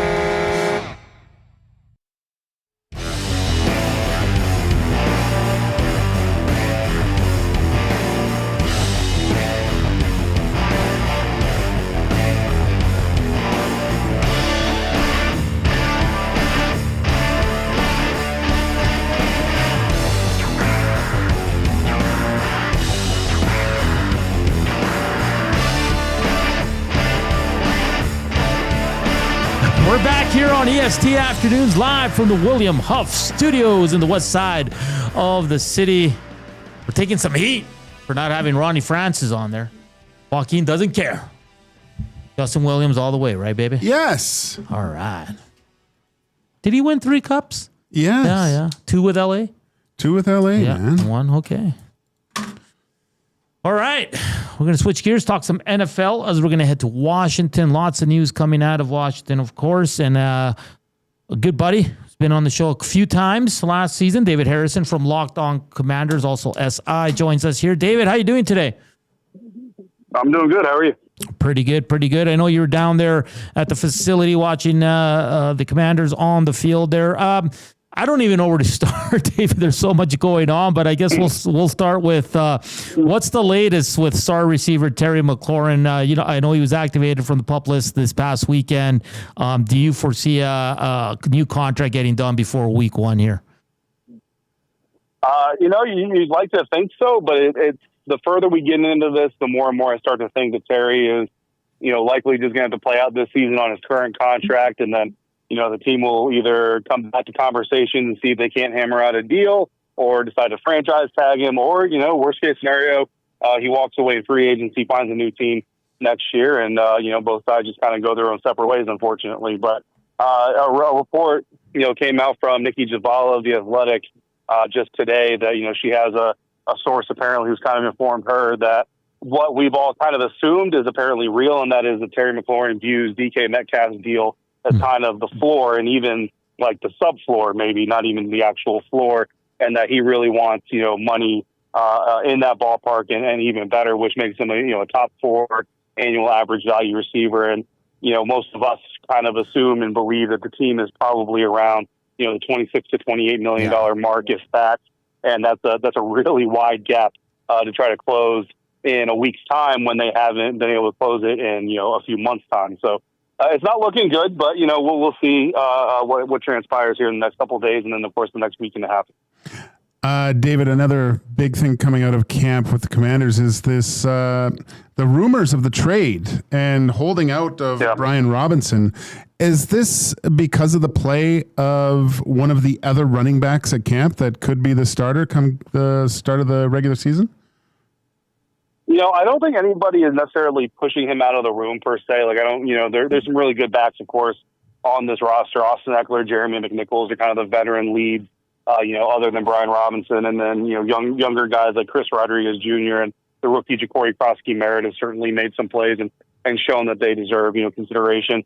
But I think this is more just about, the Brian Robinson fit with the organization, whether that be between the lines or between the ears or a combination of both, we kind of saw a similar situation with wide receiver Jahan Dotson last year, first-round pick, of the previous regime, who, just for one reason or another, just really didn't kind of fit with the program more, so to speak, than talent. Although, there was a little bit of a talent situation going on there as well. And so they decided to move on, and that's something that when Adam Peters, the general manager, was hired from San Francisco, I remember going back through the 49ers history with John Lynch and the staff that, Adam was a part of. And, obviously their biggest blunder in the draft was going to be trading up for and then drafting Trey Lance. But, kind of how quickly they moved on from that mistake relative to how long usually franchises kind of cling to a first-round pick quarterback. And, so Adam Peters has kind of fit that mold here. And when they kind of know that they're not moving forward with a player, they don't really hesitate to take action, and it just kind of seems like that's what's going on with Brian Robinson. David Harrison from Locked On Commanders joining us here on EST Afternoons. Joaquin Gage, Hernan, Salas here with you. As a 49ers fan, David, how has Deebo Samuel looked, and who's kind of stepped up in the receiving core in the absence of McLaurin? Yeah, Deebo looks great. Deebo has looked great since, early OTAs. I know there were still, videos of him serving, which is weird because, probably the most viral video that was surfacing or making the rounds on social media about him was taken by one of the reporters out here during OTAs. And when that video was taken, we're all amazed at how good Deebo looks compared to what we were told to expect. And then even that video makes the rounds. People are calling him fat and slow and everything else. And we were all confused on what everybody was seeing. Well, he showed on Monday night. If he's fat and slow, then I don't know what you would call me, but you'd call me things much worse than that. Because I think that dude was flying down the sideline. Deebo's been great. He's stepped up a lot with Terry not on the field. He and Jaden seem to have a really good rapport. And then, rookie Jalen Lane has also really stepped up and taken on the challenge. He's played inside in the slot where he kind of expected him to coming out of Virginia Tech, but he's also played, gotten reps on the outside and done some really good things as well. And then in practice, more so than the games, unfortunately, I would say Luke McCaffrey has also, kind of been a reliable target. Again, he's really not showing up in games, which has fans a little bit frustrated and confused because they hear us and see our tweets talking about, Luke McCaffrey had 3 catches today, got open a lot, and then we go to the games and 28 snaps, on Monday night, no targets, and the people get a little frustrated. But I think he's done a good job at least throughout most of the preseason here. And undrafted free agent Ja'Cory Brooks, he's also made some really good plays. I think he's kind of a bottom of the roster contender. Certainly could see him coming back on the practice squad if he doesn't get scooped up. But also, there's a reality that maybe they decide to keep him on the active roster. We'll see how the rest of this week plays out first. But some guys have been stepping up certainly in those positions. David, the Commanders, in my mind, they kind of became the darlings of the NFL, especially going into the postseason last year. And the question is, can they get to the Super Bowl?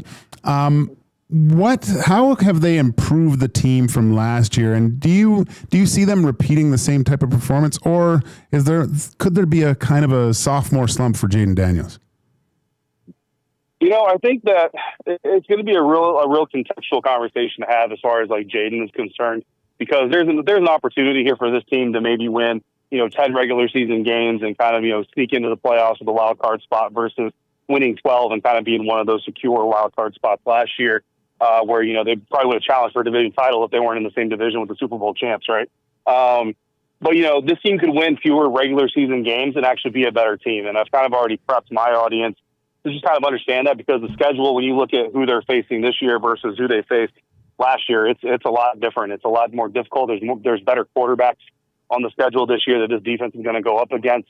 And I think that Adam Peters, while a lot of the splash moves weren't made on the defensive side of the ball, I think a lot of intentional moves with certain focuses in mind. Guys like Dietrich Wise and Javon Kinlaw are kind of bringing an increased strength to the defensive front and ability to defend against the run, which is something they didn't do very well last year. But then you also see, they go out there and draft UCLA linebacker Kay Medrano, and his ability to kind of play all over the field has really flashed at times. And the more he gets, just his football IQ is good already, but the more he gets smart on the NFL version of the game and kind of where he fits, he's only going to get better. And then, Marshawn Lattimore hopefully going to take another step forward with, an entire offseason to ramp up with the team. And Trey Amos, the 2nd round pick, has looked really good in camp as well. And, there's a lot of additions there. It's not Laramie Tunsil, it's not Deebo Samuel, certainly isn't Jaden Daniels, but I think they made really good, call it B+ additions across the entire defense that could make the defense look, A+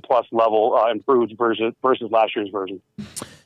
David, running back Ja'Cory Merritt, you brought him up earlier on, 7th round pick from Arizona. He's been one of the most interesting rookies to watch during the Commanders training camp. What can you tell us about this young man?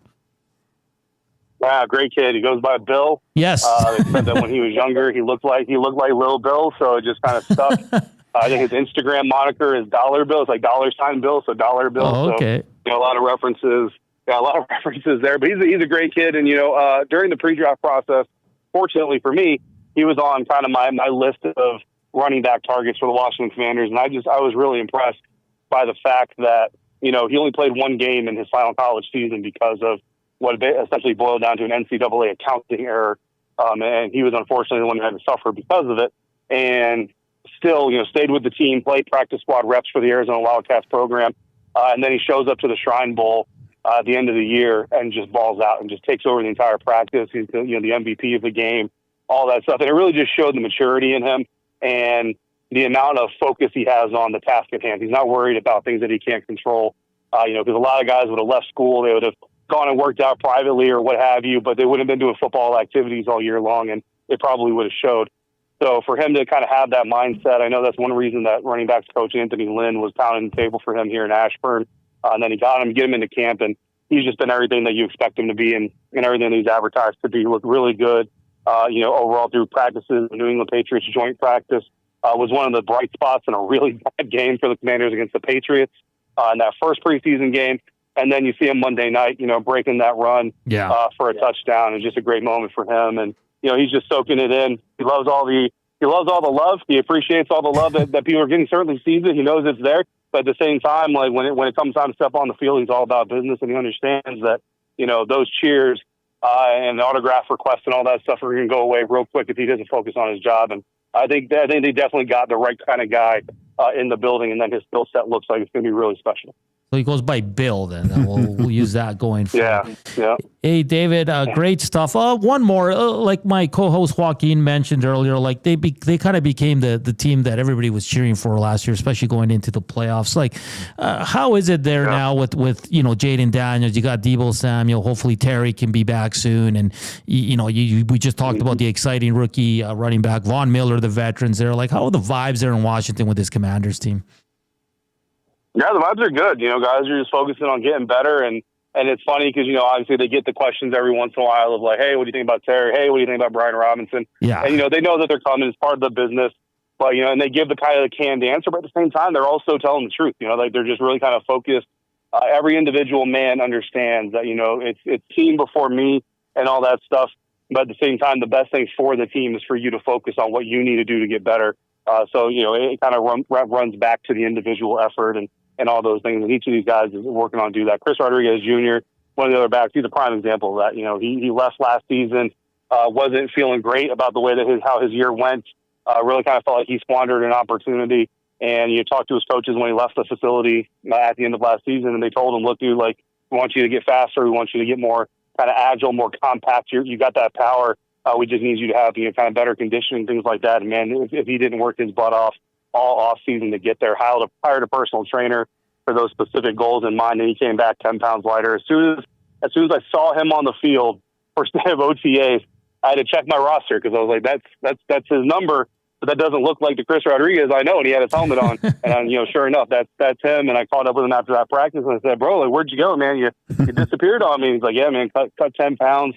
Cut 10 pounds, but also added muscle. So like that, and that's really hard to do, to add muscle yet lose weight. Or lose that much weight, I should say, as an athlete. And it showed on the field, you know what I mean? And it showed on that 40-yard run he had Monday night. And it just kind of is indicative of the entire mindset of this team is, it's not about what I want per se, it's what I need to do to make this team better. And that's just one example of all these guys being bought into that program.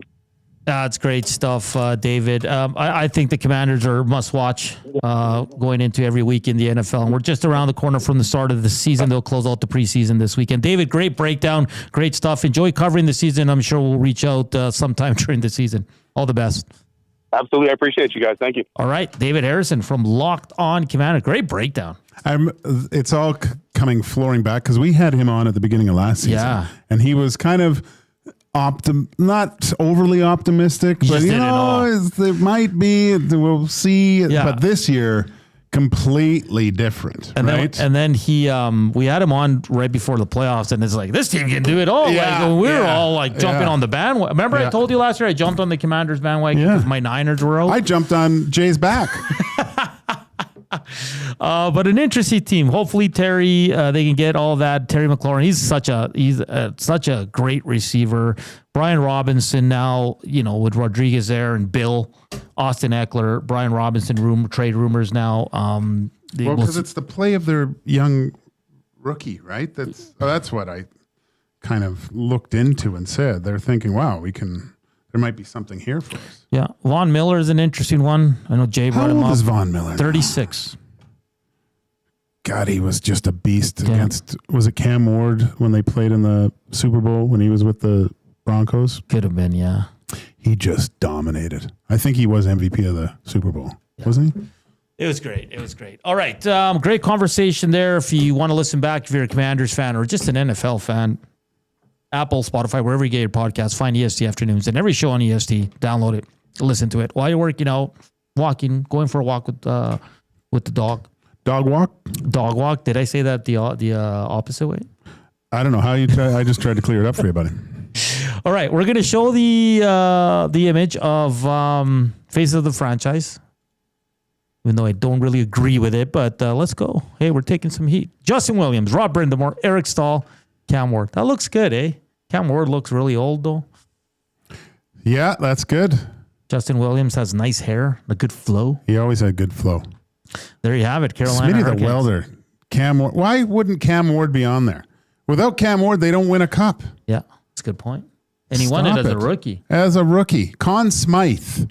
Conn Smythe. Stop it. Okay, and now we're going to show the Who Dis number 12. We have 4 people that have gone in already without even showing the image. So we have spot for one more. The first one that comes in will join Aiden O'Neill, Old Gill,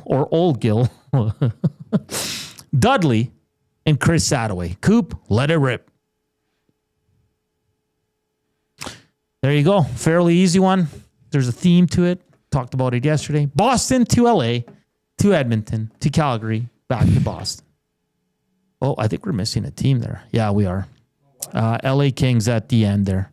That's okay. Yeah, that's okay. I can just, so it's Boston, LA, Edmonton, Calgary, Boston, LA Kings. That is the order of this player's trajectory. Nope, I'm wrong. Yeah. Anyways. No, that's right, Coop. Sorry, that's my bad. What was I thinking? I don't know. You can hardly speak. It's been a rough day for her now. Hey, first one in. We'll join these 4 gents for the Wheel of Fun. There we go. Gager, you know who it is. Very easy. Is it? Yes. You're going to kick yourself. He told me the teams and I knew instant. Koob knew it right away. Like that. Really? Yeah. Sorry, boys. I just... I don't know. When you say it, it'll be good, but... I'll give another hint. Aiden O'Neill sent it in. He could add St. Louis to his trajectory. Ooh la la. All right, we're back with the Wheel of Fun and this day in sports history as we'll close out EST Afternoons. Get you set for the Reed Wilkins Show with Jay Milne, Matthew Wannick coming to you from 3 to 6. We're back here on EST Afternoons after the break, but first up, Koob with your sports update.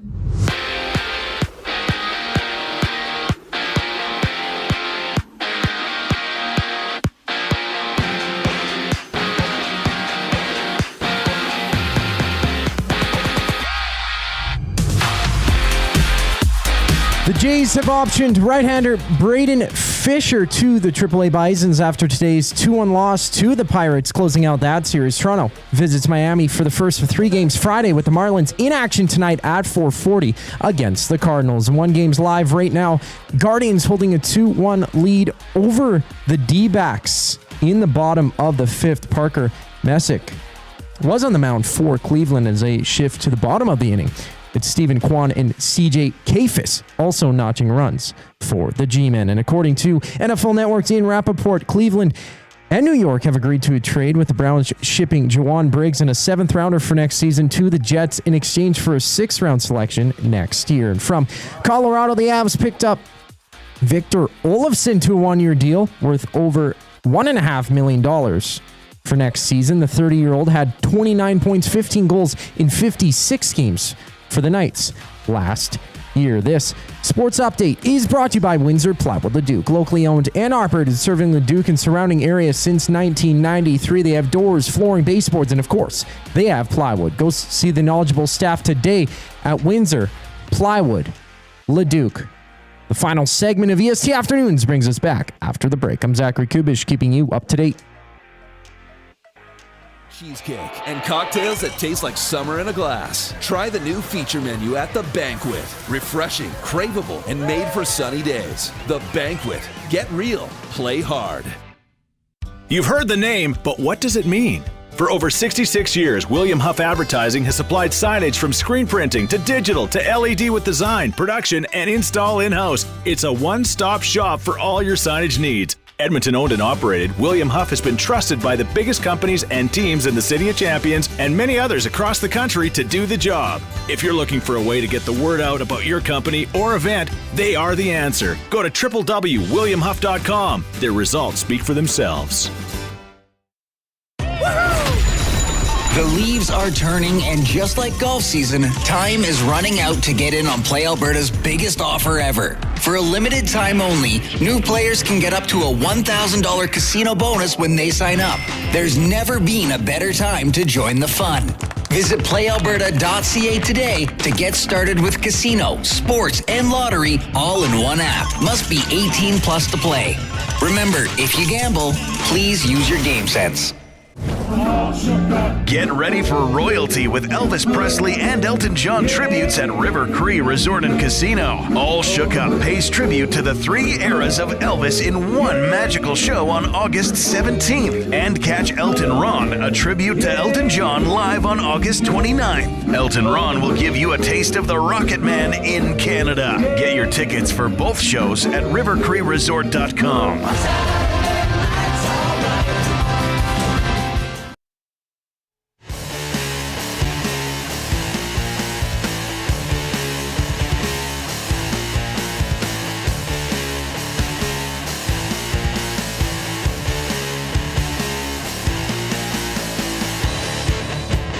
Back here, EST Afternoons. Hernan Salas, Joaquin Gage, Zach Kubusch with you. Jay Mill, Matthew Wannick coming up from 3 to 6 with the Reed Wilkins Show. And then tomorrow at 6 a.m., Dustin Nielsen, hopefully Lieutenant Eric, who... What happened to him? Well, his tee was thrown out. Oh, right. Yeah, the old, believe because it was an echinacea tea to boost the immune system for Lieutenant Eric. And let's just say that the system wasn't boosted. It was thrown out. My wheel's not showing. Do you believe the cojones on Jasmine for doing that? I know, it's... This is a lot of, like... It's no bueno. No. I hate to bring it up again, but like, yeah, just hearing the story of it, man. Like she made... So what happened was there was a whole pot of tea, like 8 to 10 cups I'm talking. Like... He had enough tea for everybody. And you do that, Gager, right? Yeah. He's the first person to show up. You get to make your drink of choice. First come, first serve. And you snooze, you lose, essentially, right? So Jasmine comes around for the hangout, 9 to 11 on EST. And she'll be on tomorrow as well with Matt Iwanek on the Hopefully show. a lawyer, too. Yeah. Defend herself. Dash apparently is on. He was in the nasty chat. But she decided to dump the pot of tea instead of, siphoning it into another container, asking somebody. So it was selfish, like you said. Yeah.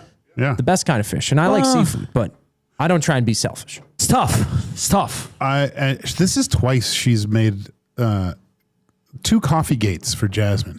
The one time, remember at the old place, she came in and made a massive mess. Like there was coffee everywhere and just left. Yeah. What a princess. Yeah. Wow. It's not good. Not good. No. She better bring something in tomorrow. Well, she made coffee, right? She said it was for the greater good. And I quote, she said that in the nasty chat. She did it for the greater good. This was the discussion on Reed's show yesterday. She only made it for herself? Yeah. She only made it, there was like half a cup left. Yeah. If there was a whole pot, then I say, okay, well. I get it. Yeah. But true. Who makes 1 cup in those things? Well, like maybe 3, but at that point, you're going to have a couple cups to yourself, right? Like you have a bigger mug. It's not exactly a cup, 250 milliliters, right? I don't. You know what I mean? Yeah. I don't think I've ever made less than 10 cups. Yeah. And tea is expensive. You can't just be throwing it out. No. It was watered down, apparently, but that's what tea is. Watered down? Well, yeah, you just let How do you water down tea? Unless you see someone put more water in. Yeah. I love tea. It might have been weaker. What kind of tea do you like? All of it. I like green tea. I like. You never had peppermint one. tea. I offered you green tea at the old Well, I place. don't like tea here. Like, I just don't drink it here, but I like a nice cup of tea maybe late at night. Late at night? Yeah. What kind of tea are you drinking at night? Just regular tea. But it's got a lot of caffeine in it. No, I don't care. It doesn't affect me. I'm a That's beast. probably why you stay up till 12:30. No, I don't. You don't have nighttime tea? I don't have tea every night. The purple What about bags? sleepy time? You ever tried good sleepy time tea? Like My mom does that all the time. No, like actually it says like sleepy time. Oh, on it. no. No? Yeah, and Oh, it has. puts you out. Oh, yeah, it does. Yeah. Well, it doesn't put you to sleep, but it keeps you asleep. Yeah. No, I'm good. Okay. Should we get to the wheel of fun? Yeah, let's do it. Okay, not yet. I do take. Oh, it's okay. It's okay. Leave it. Aiden O'Neill, Old Gill, Dudley, Chris Sadaway, El Presidente. Are we ready for who dis? The answer was Milan Lucic, by the way. Luch. Fairly easy. I don't know why I had LA twice. That's my bad. I'm sorry. Where's my brain right now? Does Luch make the St. Louis Blues? Did we already discuss that? I don't think he does. No. We discussed it on Two Guys. Well, that's where we did it. Yeah. Okay, here we go. Are we ready? 3, 2, 1.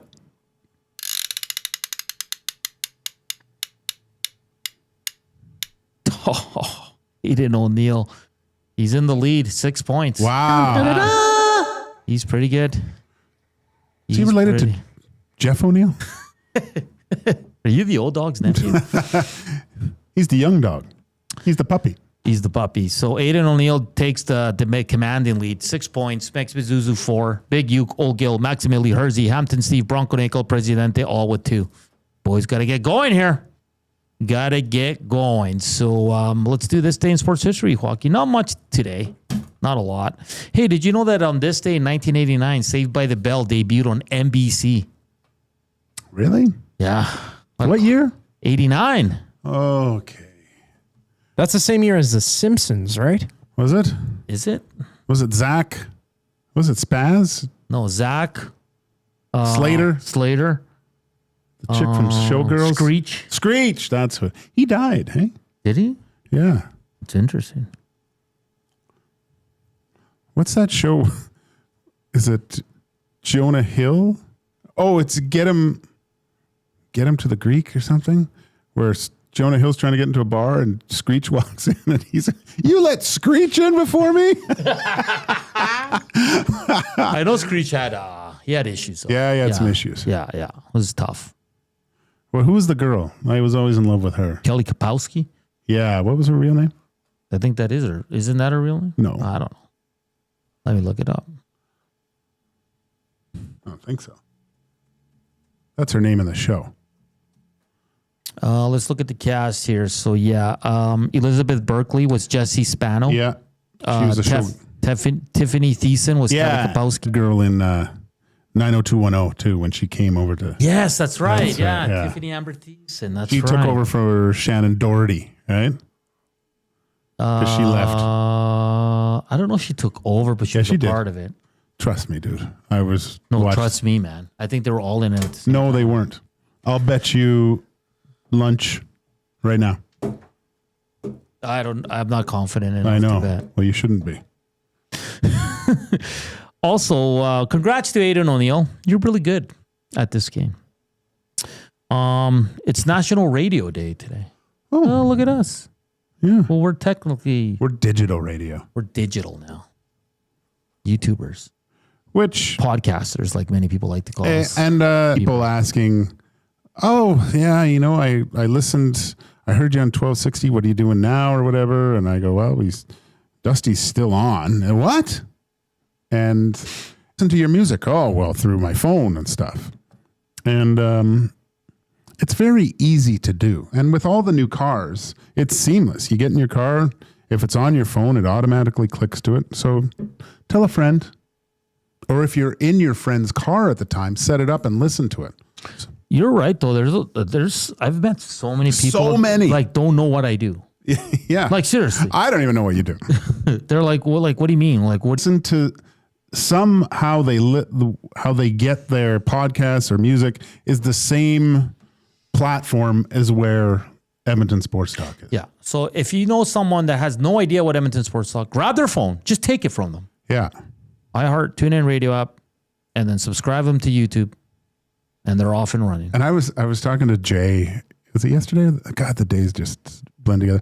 But of course, we started as fans, right? And, of course, and we're still fans. Like when I'm at home, I still like in the morning I listen to the show, right? Yeah.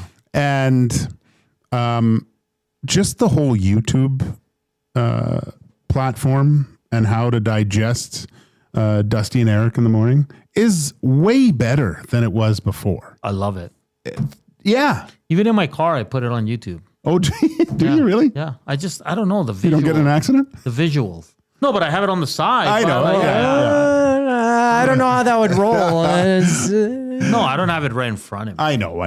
I do too sometimes, but I mostly go to iHeart or tune in. I'm a YouTube guy, man. Well, and it's so easy. Like I've guess an older vehicle now, like it's 08 or 09 or something like that. But Bluetooth is kind of. You have an auxiliary cord, don't you? It's that easy. It's just like listening to tunes. Like I have a stereo at home.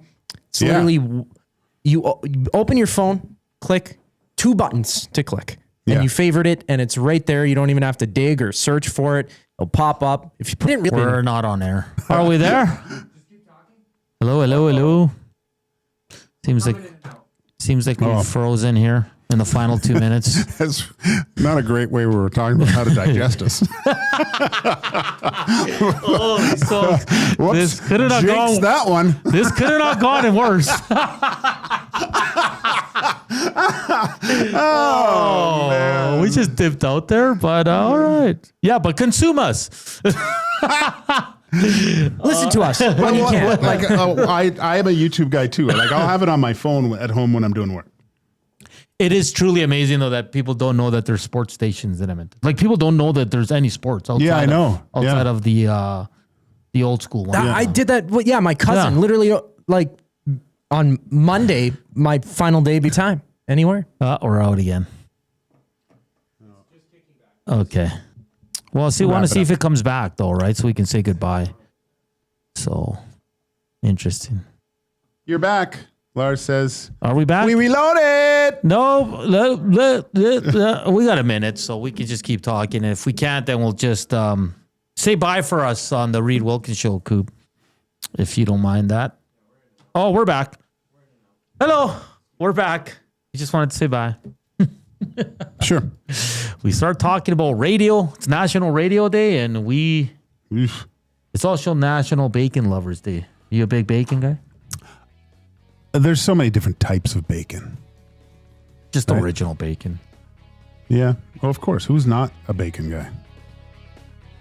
All right, fun show. Big shout out to David Hernan from Locked On Commanders as we checked in on Jaden Daniels, Terry McLaurin, Brian Robinson. Lots going on there in Washington.